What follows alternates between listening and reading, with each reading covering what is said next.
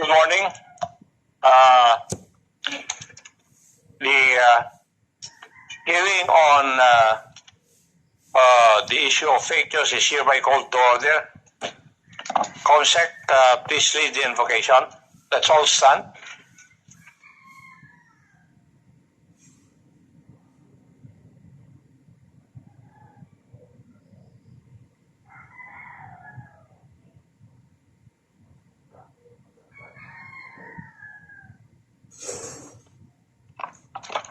Almighty Father, grant us wisdom to seek what is just, discernment to recognize falsehood, and courage to speak with integrity. In a world where voices are many and truths are distorted, may we be instruments of understanding, bridges of dialogue, and bearers of light in the face of deception. Unite us across faiths and traditions that we may uphold dignity, respect diversity, and stand together for truth and justice. This we ask in your name. Amen. Thank you, Consec. Let's remain standing for the national anthem.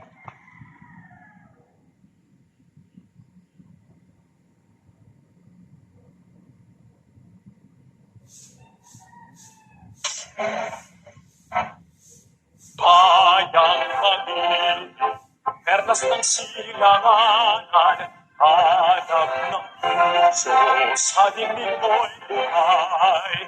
Upang hirap, kuyan ka ng magiting, sa manlulupin, di ka pasisiil, sa dagat at bundok, sa simoy, sa langit mong bughaw, may hilag ang tuna at awit sa paglayang minamahal, ang kislat ng watawat mo'y tagumpay na nagniningning, ang bituin at araw niya kailan pa may di magdidilim, luha ng araw ng luwalhating pagsinta, buhay ay langit sa piling mo.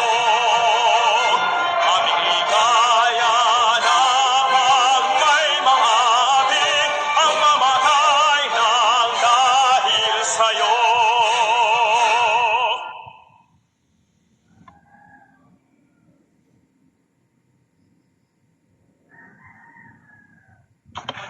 Thank you. Next part of the agenda is the calling of the rolls. Mr. Chairman, Yes, the Honorable Paduan is recognized. may I respectfully move to dispense with the roll of members. So move in that, Mr. Chairman. Any second? Second.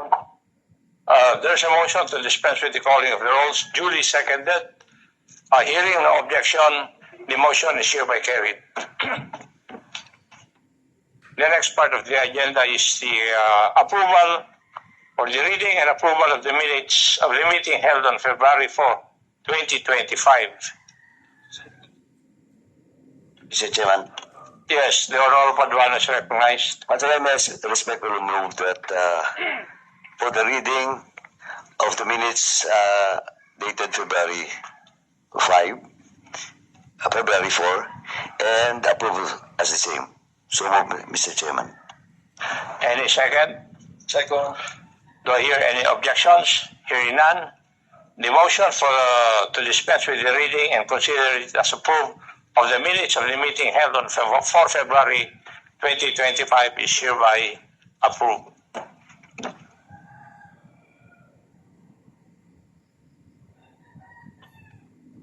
Please allow the acting chairman to say his opening remarks. Good morning to my colleagues and resource persons present today. Welcome to the second hearing of the Joint Committee comprising the Committees on Public Order and Safety, Information and Communications Technology, and Public Information. This inquiry into the rampant posting of false and malicious content in social media platforms is being conducted pursuant to House Resolution number 286, principally authored by Senior Deputy Speaker Aurelio D. Gonzalez Jr. In the face of the petition for certiorari filed by certain bloggers who were invited to the first hearing, I wish to stress the objectives of the inquiry as stated in the aforementioned resolution. The inquiry aims to ensure that all proposed legislative measures align with the constitutional guarantees of freedom of speech and of expression and prevent any undue censorship. It further seeks to identify gaps in legislation and review existing laws, particularly Republic Act number 10175 or the Cybercrime Prevention Act of 2012. Enhance the transparency and accountability mechanisms of social media platforms, recommend measures to address cybercrimes, protect digital safety and public trust by proposing public awareness campaigns, and engage key stakeholders such as representatives from social media organizations, cybersecurity experts, civil society groups, and constitutionalists to ensure a balanced approach to combating harmful content. For today's meeting, the committee shall hear a presentation from the social media platform Google, the proposal to establish a framework for content creators, and the legal position of the Department of Justice on the doctrine of the duality of crime. The joint committee shall also endeavor to further discuss the concept of cyber libel as a continuing crime. And before we start the discussion, I wish to thank everyone for taking time out from their busy schedules to be with us today. Maraming salamat po.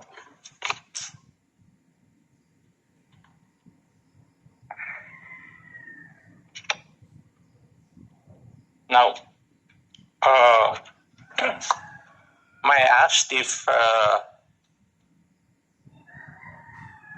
any of my colleagues would have their remarks before we start with the interpellation proper?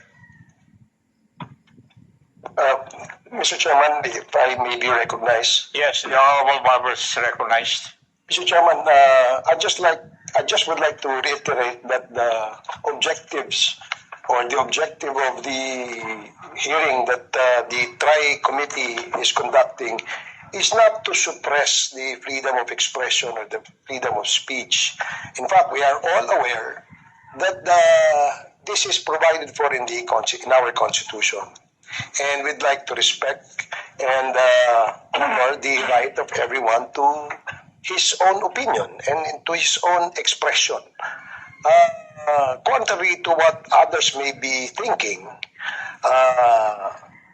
this is not in any way, Mr. Chair, a tool to suppress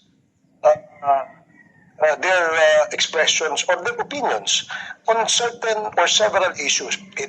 Whether it may be in political point of view, or maybe economic point of view, or even other point of views.